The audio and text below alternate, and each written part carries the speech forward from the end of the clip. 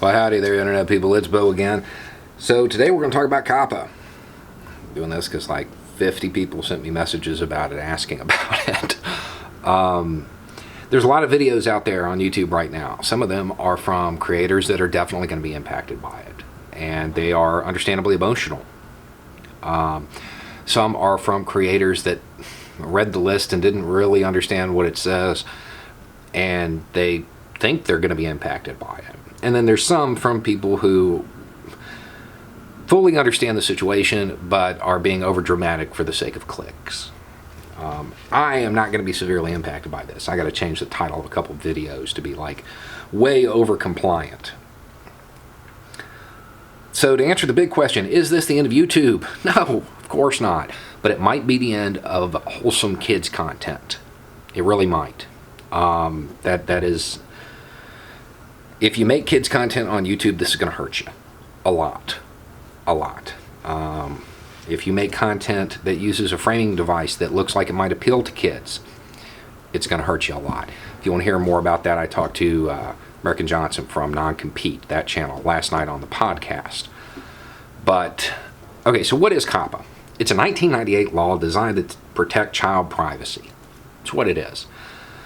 The times have changed. Times have changed. When this was written, YouTube didn't exist. Every kid in the world didn't have a smartphone or a tablet. Times have changed. It's an obsolete law. It needs to go. So what does it mean practically? On our end, when we upload a video now, we have to mark whether or not it's for kids. And the fine for non-compliance with this, especially, my guess would be if you mark it as not for kids, and it is for kids, so you would be collecting data, is pretty steep. It's like 40 grand per video. It's a big deal. However, there's no reason to do that. So a kid is defined by under 13. That's what it means in this legislation. Now, they determine whether or not it's kids' content by a list of factors, and this is the part that people are misunderstanding. Just because you have one of these doesn't mean you have kids' content.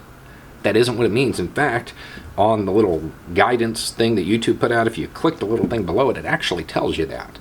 But people saw that that list, freaked out, heard $40,000 fine, and didn't investigate any further. What's the list? Subject matter. Obviously, if you are talking about kids' subjects, it's kids' content. Your intended or actual audience.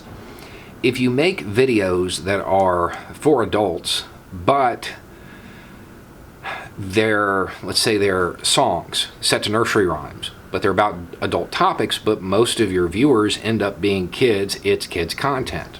Self-explanatory. Child actors in it.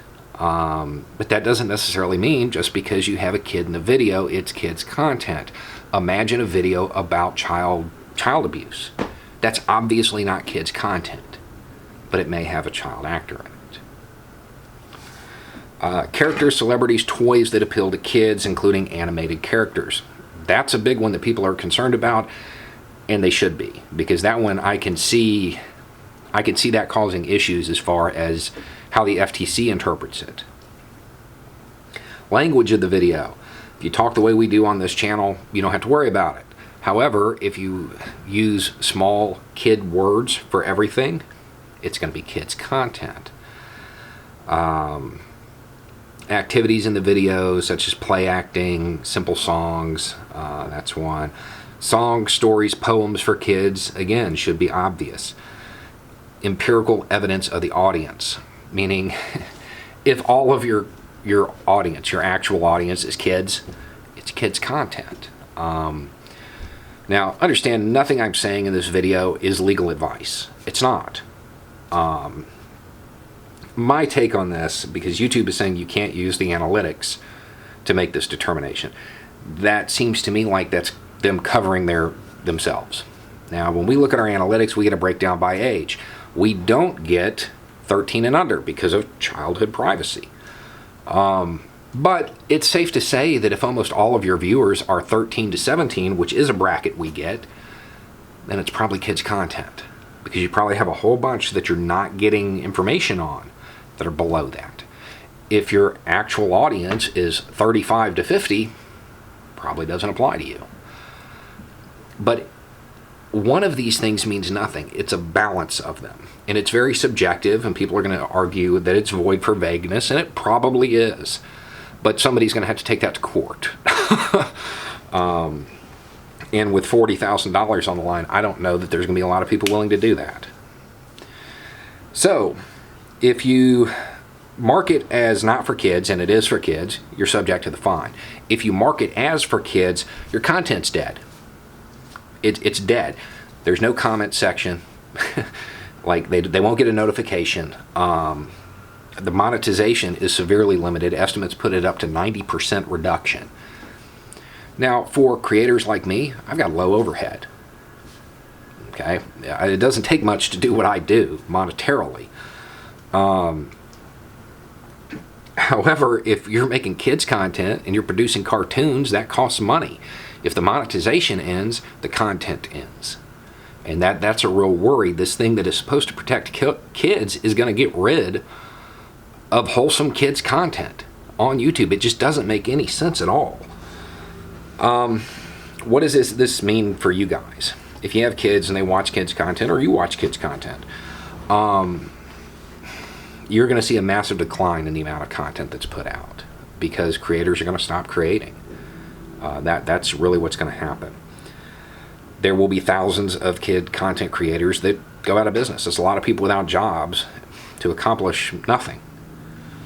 Now, if you want to help them, you like Blippi or Ryan or whoever, you can sign up for their Patreon, buy their merchandise, and that'll help float them for a little bit, but it's not going to solve the problem. To solve the problem, you got to contact the FTC, leave them a comment, get the rules changed. That's option one.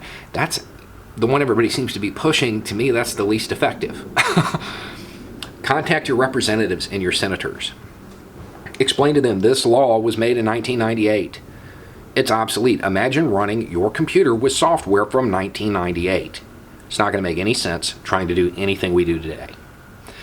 You guys know I use YouTube with my kids. If they're interested in a topic, they get their tablet, they pull it up. In today's world, I actually want YouTube's creepy algorithm sending them to similar videos. It makes my life easier to keep them on task. Yeah, they get targeted ads. The FTC seems to be under the impression that, they won't get ads directly targeted to children if they do this. That doesn't even make sense to me. What, do you want them to see beer ads? But beside that, it's not going to stop them from getting more kid ads, because the advertisers are going to understand that the untargeted ads now are all going to go to kids.